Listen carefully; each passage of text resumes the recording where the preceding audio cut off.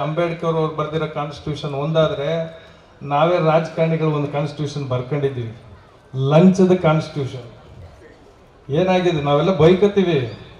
ಒಬ್ಬ ಸಬ್ ಇನ್ಸ್ಪೆಕ್ಟರ್ಗೆ 35 lakh ಅನ್ರಿಟರ್ನ್ constitution, ತಹಸೀಲ್ದಾರ್ಗೆ 40 lakh ಅನ್ರಿಟರ್ನ್, DC ಕೂಡ AC ಕೂಡ.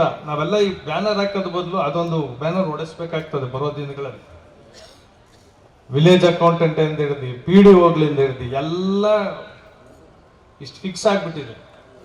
ಎಲ್ಲ ಎಲ್ಲಿ ಬರ್ತದೆ, ಮತ್ತೆ ಜನಗಳ ಹತ್ರನೇ ತಿನ್ನೋದು ನಾವು. ಅವರೆಲ್ಲ ಜನಗಳ ಹತ್ರ ಕಿತ್ತಿ ನಮಗೆ ಕೊಡೋದು, ನಾವು ಹೋಗಿ ಎಲೆಕ್ಷನ್ ಖರ್ಚು ಮಾಡೋದು. ಇದು ಒಂದು ಹೊಸ ಕಾನ್ಸ್ಟಿಟ್ಯೂಷನ್ ಆಗಿದೆ. ಬರೀ ತಿಂದೋರು ಮೇಲೆ ಹೋಗಿ ಹೋಗಿ ಹೋಗಿ ಆ ಜನಗಳನ್ನ ಹಿಂಸೆ ಮಾಡಿ ನಮ್ಮನ್ನೆಲ್ಲ ರಾಜಕಾರಣಿಗಳಂದ್ರೆ ಎಲ್ಲ ಬೈಕಂತಿರ್ತಾರೆ. ವಿಶೇಷವಾಗಿ ಕಾಂಗ್ರೆಸ್ ಅಲ್ಲಿ ಭಯನೇ ಇಲ್ಲ. ನೀವು ಹೇಳ್ತಾ ಇದ್ರಿ ಎಲ್ಲಾ ಕಡೆ ಹಗರಣಗಳು ಅಂತ. ಇವತ್ತು ನಾನು ರೂಲಿಂಗ್ ಪಾರ್ಟಿ MLA ಅಂತ ತಿಳ್ಕೊಳ್ರಿ, ನನ್ನ ವಿರುದ್ಧ ನೀವು ಯಾರ ಅರ್ಜಿ ಕೊಡಕ್ಕೆ ಒಂದು ಡಿಪಾರ್ಟ್ಮೆಂಟೇ ಇಲ್ಲ. ಎಷ್ಟಾರ ಲೂಟಿ ಮಾಡ್ಬೋದು ನಾನು. ಯಾವ್ದಿದೆ? 100 ಕೋಟಿ 200 ಕೋಟಿ ಒಟ್ಟೋಗಿದೆ, 1000 ಕೋಟಿ ಓಪನ್ ಆಗಿ ತಗೊಳ್ಳೋ ಮಟ್ಟಕ್ಕೆ ಬಂದ್ಬಿಟ್ಟಿದ್ದೀವಿ. ರಾಜಕಾರಣಿಗಳು ಅಂತ ಹೇಳ್ಕೊಳಕ್ಕೆ ನಾಚಿಕೆ ಆಗ್ತದೆ ಈಚೆ ಕಡೆ ಎಲ್ಲ ಹೋದಾಗ.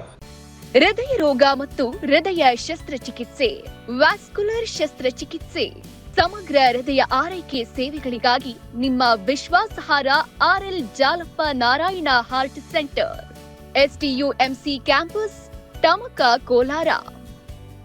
180030090309. 1.5 ಎಕರೆ ಜಮೀನಲ್ಲಿ ಏನಾರ ಅಪಾರ್ಟ್ಮೆಂಟ್ ಕಟ್ಟಬೇಕು ಯಾರ ಬಿಲ್ಡರ್ ಬೆಂಗಳೂರಲ್ಲಿ ಅಂದ್ರೆ ಲಂಚ ಎಷ್ಟು ಕೊಡ್ಬೇಕು ನಿಮ್ಗೆ ಐಡಿಯಾ ಆಯ್ತಾ? ಎಷ್ಟು? ಯಾರೋ ಒಬ್ರು ಹೇಳ್ರಿ, ನಿಮ್ಗೆ ಗೊತ್ತಿಲ್ಲ. 1,80,00,000 ಪ್ರತಾಪ್ ಸಿಂಹ ಅವರು. ಯಾವಾಗ JCB ಇನ್ನು ಒಳಕ್ಕೆ ಬರಂಗಿಲ್ಲ ನಮ್ಮ ಜಮೀನು ಒಳಗಡೆ, 1,80,00,000 ದುಡ್ಡು ಕೊಟ್ಟು ಆಮೇಲೆ ಪ್ಲಾನ್ ಸ್ಯಾಂಕ್ಷನ್ ಮಾಡ್ಕೊಂಡು ಬರ್ಬೇಕು. ಬರೀ ಲಂಚದ ವಿಷಯ ಹೇಳ್ತಾ ಇದ್ವಿ.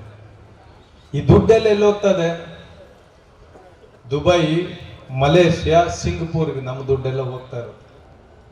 ಇದ್ರ ವಿರುದ್ಧ ಜನ ರಚ್ಚಿಗೆ ಹೇಳ್ಬೇಕು. ಇದು ಬರೀ ಕಾಂಗ್ರೆಸ್ಗಲ್ಲ, ನಾವು ನಮ್ಮಲ್ಲಿ ತಪ್ಪು ಮಾಡಿದ್ರು ರಚ್ಚಿಗೆ ಹೇಳಲೇಬೇಕು. ಪಕ್ಷಾತೀತವಾಗಿ ನೀವೆಲ್ಲ ಭ್ರಷ್ಟಾಚಾರ ಮಾಡೋರ್ನ ದಂಡಿಸ್ಬೇಕು, ಉಗಿಬೇಕು. ಆಗ್ಲೇ ಇದು ಅಂಬೇಡ್ಕರ್ ಅವರು ಬರೆದಿರೋ ಸಂವಿಧಾನಕ್ಕೆ ನಾವೆಲ್ಲ ನ್ಯಾಯ ಕೊಟ್ಟಂಗೆ ಆಗ್ತದೆ. ಇಲ್ಲಾಂದ್ರೆ ಅದು ಸಂವಿಧಾನಕ್ಕೆ ಹಂಗೆ ಉಂದಾಗ್ಬಿಡ್ತದೆ.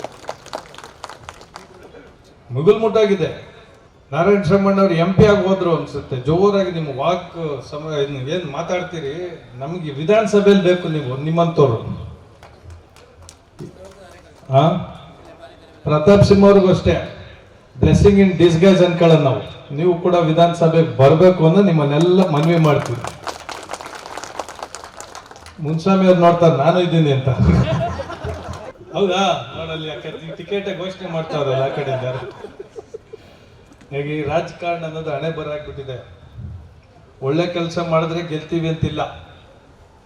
ಆ ಟೈಮಲ್ಲಿ ಏನೇನು ಮಾಡಬೇಕು ನಾವೆಲ್ಲ ಮೋದಿ ಅವ್ರು ಮಾಡ್ತಾರೆ ಕೆಲಸನ ಜನರಿಗೆ ತಿಳಿಸೋಣ. ಅದ್ರ ಶ್ಯಾಡೋ ಅದಕ್ಕೆ ನಾವು ಅಷ್ಟು ಮಾಡೋಕ್ಕಾಗಿಲ್ಲ ಅಂದ್ರೆ ಒಂದು ನೆರಳಲ್ಲಿ ಒಂದು ಭಾಗ ನಾವು ಇಲ್ಲಿ KGF ಕೋಲಾರಲ್ಲಿ ಬಿದ್ದರೆ ಅದೇ ಸಾರ್ಥಕ. ₹1 ದುಡ್ಡಿಗೆ ಆಸೆ ಪಡದೆ ದೇಶಕ್ಕೋಸ್ಕರನೇ ಅವರ ಒಂದು ಜೀವನನ ಮುಡುಪಾಗಿಟ್ಟಿದ್ದಾರೆ. ನಾವೆಲ್ಲ ರಾಜಕಾರಣಿಗಳು ಅವ್ರ ಹತ್ರ ಕಲಿಯೋರಿದ್ದೀವಿ. ನಾವು ಅವ್ರನ್ನ ಪಾಲಿಸ್ಬೇಕು. ಭ್ರಷ್ಟಾಚಾರ ಇಲ್ಲದೆ ಹೆಚ್ಚು ಕಡಿಮೆ ಯಾವ ಮಿನಿಸ್ಟ್ರು ಜೈಲ್ಗೆ ಹೋಗದೆ, ಸೆಂಟ್ರಲ್ ಮಿನಿಸ್ಟ್ರು MP ಗಳು ಯಾರು ಭ್ರಷ್ಟಾಚಾರದಲ್ಲಿ ಇಲ್ಲದೆ ನೋಡ್ಕೊಂಡವ್ರು ಅವ್ರೊಬ್ಬರೇ ಅಲ್ಲ. ಎಷ್ಟು ಜನ ಅವ್ರ ಜೊತೆಲಿ ಗೆದ್ದಿರೋರ್ನು ಕೂಡ ಭ್ರಷ್ಟಾಚಾರ ಮಾಡ್ದಿದ್ದಂಗೆ ನೋಡ್ಕೊಂಡಿದ್ದಾರೆ. ಎಲ್ಲರನ್ನು ಚೆಕ್ ಮಾಡ್ತಾರೆ. ಅನ್ನೇಂದ್ರ ಅವ್ರ ಗಮನಕ್ಕೆ ಬಂದ್ರೆ ಅವ್ರನ್ನ ತೆಗೆದ್ಬಿಡ್ತಾರೆ. ಕಾಂಗ್ರೆಸ್ ಅಲ್ಲಿ ಹಂಗಲ್ಲ. ಭ್ರಷ್ಟಾಚಾರ ಮಾಡಿದಷ್ಟು ಗೌರವ ಜಾಸ್ತಿ. ಅವ್ರ ಮನೆಗೆ ಹೋಗಿ ಮಾತಾಡ್ಸ್ಕೊ ಬರ್ತಾರೆ. 200-300 ಕೋಟಿ ನಾರಾಯಣ ಡ್ರಾ ಮಾಡಿದ್ರೆ ಮನೆಗೆ ಹೋಗ್ತಾರೆ, ಮಾತಾಡಿಸ್ಕೊ ಬರ್ತಾರೆ. ಸೊಸೈಟಿನೂ ಹಂಗೆ ಆಗ್ಬಿಟ್ಟಿದೆ. ಈಗ ಏನಾಗಿದೆ, ಜಾಸ್ತಿ ಲೂಟಿ ಮಾಡಿದ್ರೆ ಗೌರವ ಜಾಸ್ತಿ, ಜನನೂ ಗೌರವ ಜಾಸ್ತಿ ಕೊಡ್ತಾರೆ. ಮಠಗಳಲ್ಲೆಲ್ಲ ಕರೆದಿ ಸನ್ಮಾನ ಮಾಡ್ತಾರೆ. ಇನ್ನೂ ಜಾಸ್ತಿ ಲೂಟಿ ಮಾಡಿದ್ರೆ ವೀಕೆಂಡ್ ವಿತ್ ರಮೇಶ್ ಅಲ್ಲಿ ಕರೆದಿ ನಮ್ಮ ಇದನ್ನೆಲ್ಲ ಹೇಳ್ತಾರೆ. ನಮ್ಮ ಸಾಧನೆನ ಎಷ್ಟೆಷ್ಟು ಕೋಟಿ ಲೂಟಿ ಮಾಡಿದ್ವಿ ಅದನ್ನ ನೋಡಿ ಅಳೋದು, ಮನೆಯವ್ರನ್ನೆಲ್ಲ ಕರ್ಸೋದು, ಹಿಂಗಾಗೋಗಿದೆ. ಜಾಸ್ತಿ ಲೂಟಿ ಮಾಡಿದ್ರೆ ಗೌರವ ಜಾಸ್ತಿ. ಜನನೂ ಹಂಗೆ ಆಗ್ಬಿಟ್ಟಿದ್ದಾರೆ. ಈಗ ಯಾರೋ ಒಬ್ಬ ಸಣ್ಣ ಕಳ್ತನ ಮಾಡಿದ್ರೆ ಅವನ್ನ ಬೈತಾರೆ ಊರಲ್ಲಿ. ಅವಮಾನ ಮಾಡಿ ಎಲ್ಲ ಪದ್ಧತಿ ಮಾಡ್ತಾರೆ. ಅದೇ 200 ಕೋಟಿ ಲೂಟಿ ಮಾಡ್ಕೊಂಡ್ ಬಂದ್ರೆ ಬದುಕಿದ್ರೆ ಹಂಗೆ ಬದುಕ್ಬೇಕು ಅಂತಾರೆ. ಜನ ಬದುಕಿದ್ರೆ ಹಂಗೆ ಬದುಕ್ಬೇಕ ಹಂಗೆ ಆಗಿರೋದು ಇವಾಗ ರಾಜಕಾರಣದಲ್ಲಿ. ಜಾಸ್ತಿ ಲೂಟಿ ಮಾಡಿದ್ರೆ ಅವ್ರ ಗೌರವ ಜಾಸ್ತಿ. ಅದು ನಿಲ್ಲಬೇಕು. ಕಾನ್ಸ್ಟಿಟ್ಯೂಷನ್ ಬಗ್ಗೆ ಮಾತಾಡೋದಲ್ಲ. ಅಂಬೇಡ್ಕರ್ ಅವರು ಹೇಳಿದ್ದಾರೆ, a man cannot become great if he can't remember history ಅಂತ ಹೇಳಿದ್ದಾರೆ. ಇತಿಹಾಸನ ತಿಳ್ಕೋಬೇಕು, ಇತಿಹಾಸನ ಮರಿಬಾರ್ದು. ನಾವೆಲ್ಲ ಒಗ್ಗಟ್ಟಾಗಿ ಬಿಜೆಪಿ ಪಕ್ಷನ ಕಟ್ಟೋಣ.